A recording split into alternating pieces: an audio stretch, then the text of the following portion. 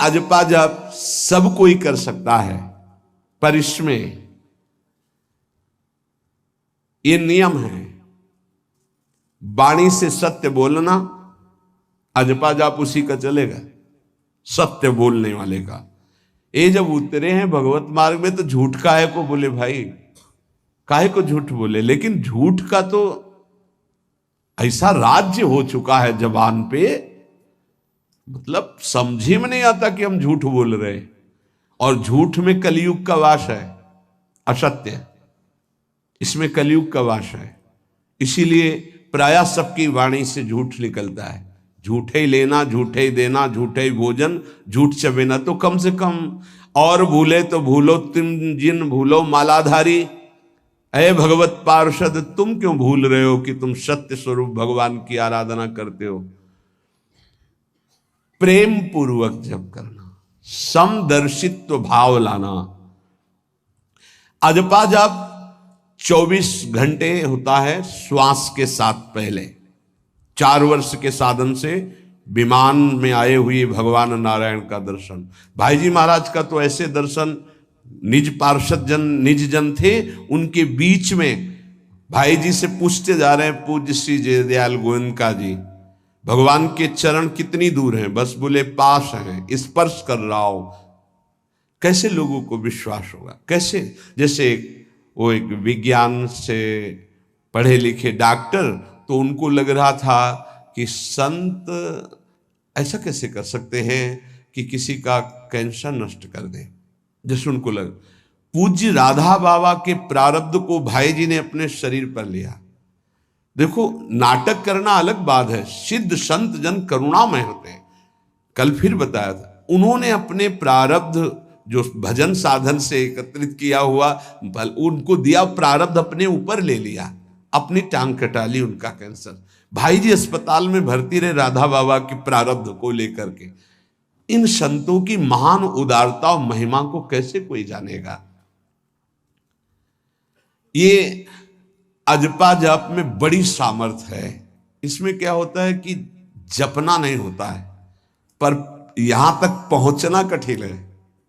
पीछे बताया गया था कि इतने समय तक अगर आप वैखरी से भजन करें, परसों ही शायद चर्चा हुई थी, फिर आपके कंठ से चलने लगेगा, फिर आपके हृदय से चलने लगेगा, फिर नाभि से चलने लगेगा। ये श्वास पर अभ्यास किया जाता है। ऐसा जैसे आवाज ना निकले पर आप गुनगुनाओ, नाक की वायु को अंदर से काटते हुए नाम के द्वारा, बस आवाज नहीं निकल रही, वो क्या चल रहा है श्वास में। हमने नारायण शब्द का अभ्यास किया। नारायण स्वामी जी कह रहे, जो हमें गुरुजी ने दिया, नारायण नारायण। 24 घंटे इसका अभ्यास करते करते रोम रोम आनंद से भर गया और नारायण शब्द स्वाभाविक चलने लगा। अजपा जाप बहुत जल्दी भगवत साक्षात्कार कराता है। करता नहीं रहता जाप का, और जाप होता है। भोरी सखी जी ने भी कहा, नाम श्वास दो बिलक चलत है, इनको भेद नमो को भावे, श्वास ही नाम नाम ही श्वासा, नाम श्वास को भेद मिटा। बहुत जो चाहोगे प्राप्त हो जाएगा। ये रुपया पैसा संसार की भोग सामग्री, ये तो तुम्हें कोई देगा भी तो तुम्हारी इच्छा नहीं होगी, आसक्ति नहीं होगी इनकी तरफ। ब्रह्मादि के भोग सब विषम लागत ताई, नारायण ब्रज चंद की लगन लगी है जाई। अजपा जाप को निरंतर चलाने के लिए एकांत में भगवान की कुछ स्तोत्र और प्रार्थना है, उनको गाइए और रोइए, प्रभु से प्रार्थना कीजिए। क्या? मुझे अजपा जाप दे दीजिए, निरंतर भजन दे दीजिए, वो दे देंगे। हमने संतों से सुना है कि भगवान भजन मांगने की बात को बड़ी जल्दी पूरी करते हैं, कि मुझे अखंड भजन दे दीजिए, हृदय से जब चाहोगे तब। वो अंतर्यामी है, वो आपके अंदर बैठे देख रहे हैं। भगवान मुझे भजन दे दिए, आपके चल रहा विविध भोगों की, तो पहले उन भोगों को नष्ट करेंगे या पूर्ण कराएंगे, तब आखिरी बातें आएगी। जब विभीषण जी श्री भगवान के सन्मुख गए तो भगवान ने सबसे पहली बात पूर्ण की जो लंका में चलते समय भाव आया था कि भगवान के चरणों का आश्रय लेकर उनके बाहुबल से इस रावण का विनाश करके जिस सिंहासन पर बैठकर इसने लात मारी यहीं बैठूंगा आके। पहला काम किया, समुद्र का जल मंगाकर लंकाधिपति पद पर अभिषिक्त कर दिया। और लंकेश कह के उन्होंने कहा कि प्रभु उर्कछु प्रथम वासना रही, प्रभुपद प्रीति सरित सो वही। प्रभु आपके चरणों के दर्शन से कोई कामना नहीं। तो भगवान कहते नहीं, पहले कामना की थी उसकी पूर्ति ले। हम भगवान से भजन मांगेंगे, साथ में नाना प्रकार की वासनाएं हैं, तो इसीलिए जब बहुकाल करी सत्संगा, सत्संग सुनते सुनते ये दिमाग में बैठ जाता है कि भोग वासनाएं कामनाएं ये हमें फंसाने वाली हैं, हमें नहीं चाहिए। जब आपके अंदर से उदासीनता आएगी तब भजन की मांग पूरी हो जाएगी। कभी कभी भगवान का गुणानुवाद करके एकांत में रोया करे साधक। कभी रोना आता है अपने इंद्रिय और मन के विलास की पूर्ति ना होने पर। इतने मोटे मोटे आंसू गिरते, तब लगता है कितने कीमती आंसू कितने घटिया जगह में गिरा रहे हो। अरे इन्हीं से प्रभु को खरीद लेते हैं। अगर उनके लिए रो देते तो इतने करुणामय हैं वो कि आपको आभास होने लगता। भले हम अंतःकरण उस कोटि की व्याकुलता नहीं कि मेरे प्रभु हम पर कितनी कृपा कर रहे हो, अगर हृदय से उनको पुकारे तो निश्चित वो अनुभव में आ जाते हैं। छोटी छोटी बातों में लोग रो देते हैं, ऐसे रो देते हैं, मोटे मोटे आंसू चल रहे बात में ऐसे। और प्रभु की चर्चा हो जाए घंटों, कोई फर्क नहीं पड़ेगा। ये तो आश्चर्य लगता है। और भक्तों को चाहे जितना भीषण कष्ट हो, कभी आंसू नहीं निकल सकते। जब आंसू निकलेंगे तो भगवत भाव में निकलेंगे। कह रहे नारायण स्वामी कि अजपा जाप के लिए भगवान से प्रार्थना करो। कभी कभी एकांत में उनके स्तोत्र हैं, गुण हैं, उनको गा गा कर रो, उनसे प्रार्थना करो, हे दीन बंधु मुझे अपना अखंड भजन दे दो। जो चाहिए सब प्राप्त हो जाएगा। भजन से क्या नहीं प्राप्त हो सकता। एकांत में बैठकर रोने से, ऐसे प्रतिदिन जब आप नियम बना करके प्रभु से प्रार्थना करेंगे। मीराबाई जी ऐसा ही करती थी, रात्रि में गिरधर से बात करती थी, प्रार्थना करती थी। नारायण स्वामी जी कह रहे हैं उपासक ये बिल्कुल ध्यान रखे, यदि नाम सिद्ध करना है तो झूठ बोलना शपथ पूर्वक त्याग दे। झूठ नहीं बोलूंगा, सत्य बोलना इस अजपा जाप के लिए निहायत जरूरी है, निहायत जरूरी है। प्रार्थना है, काहे को मलिन करे जिह्वा। जब हम भगवत मार्ग में चल रहे तो ये याद भूल जाती है हमें कि हमें सत्य ही भाषण करना है, असत्य नहीं बोलना। ये हमें भूल जाते हैं। क्यों भूल जाते हैं? क्योंकि माया का ऐसा प्रभाव। अगर हम भजन के प्रेमी हैं, भजन बढ़ाना चाहते हैं, तो हम झूठ क्यों बोले?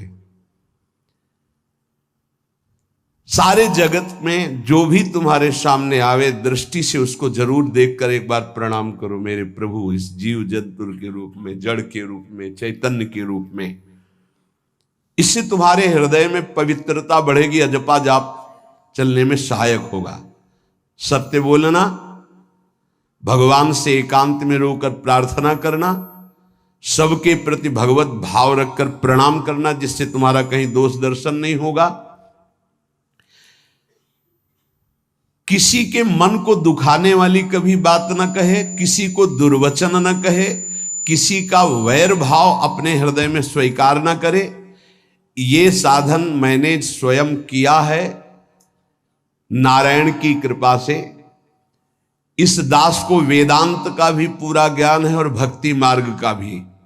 दोनों का आखिरी भाव समदर्शिता है, चाहे भक्ति से चाहे ज्ञान से। सब में ब्रह्म देखना, सब में वासुदेव देखना, सब में इष्ट देखना।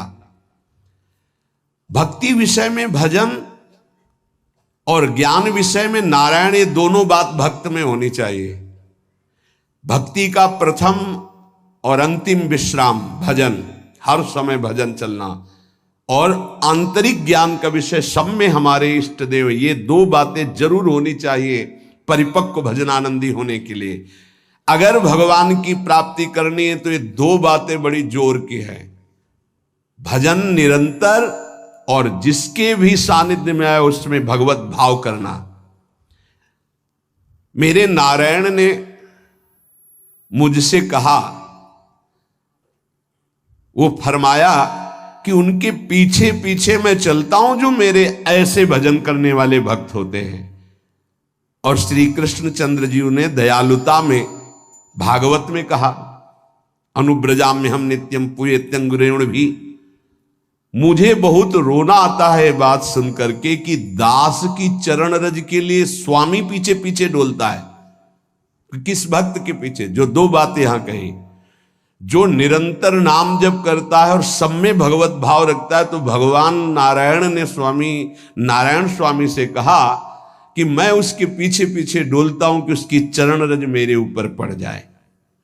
और भगवान श्री कृष्णचंद्र जी ने कहा, निरपेक्षम मुनिम शांतम निर्वैरम सम दर्शनम। निरपेक्ष जो किसी की अपेक्षा नहीं रखते, किसी से कोई संबंध नहीं, स्वार्थ का। मुनिम जो निरंतर मंत्र का नाम का मनन करते रहते हैं। शांतम हर द्वंद्व की प्रहार स्थिति में वो शांत रहते, विचलित नहीं होते। निर्वैरम कोई उनसे वैर करे तो भी वो उससे वैर नहीं करते। और समदर्शी सब में अपने इष्ट को देखते। ऐसे संतों के पीछे में भगवान कहते उनकी चरण रज लेने के लिए हर समय पीछे पीछे रहता हूं।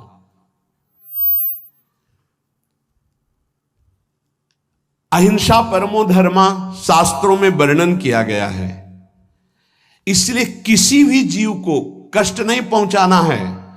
गर्दन झुका करके रास्ते में चलना सीखो कि नीचे कोई जीव तो नहीं दब रहा हमारे पैर से। शरीर को सावधानी पूर्वक, किसी को दुख न पहुंच जाए मेरे शरीर से। वाणी को संभाल कर, किसी के हृदय में बाघ बाण ना लग जाए, वाणी का बाण ना लग जाए। बाहर का प्रहार तो सहा जाता है, लेकिन जब हृदय में शब्द चुभता है वचनों का, ये बाण खरकता रहता है। किसी भी जीव को कभी मारना नहीं, वो तुम्हें नुकसान नहीं पहुंचाएगा। गीता वाटिका में सांप निकला, फण वाला कोबरा। राधा बाबा ने कहा, देखो अभी केवल हमने देखा है, अगर और लोग देखेंगे तो आपको पीड़ा पहुंचा सकते हैं। इसलिए एक लकड़ी उठाई और कहा, मैं रास्ता बना रहा हूं, आप इधर से चले जाओ। ऐसे किया, सांप उधर चला। सब में भगवान है। अगर हम भगवत भाव करते हैं तो निश्चित वहां से कोई विरोध नहीं होगा। जब हम भगवत भाव करते तो सर्वात्मा भगवान वहां विराजमान, कैसे आक्रमण करेंगे? जैसे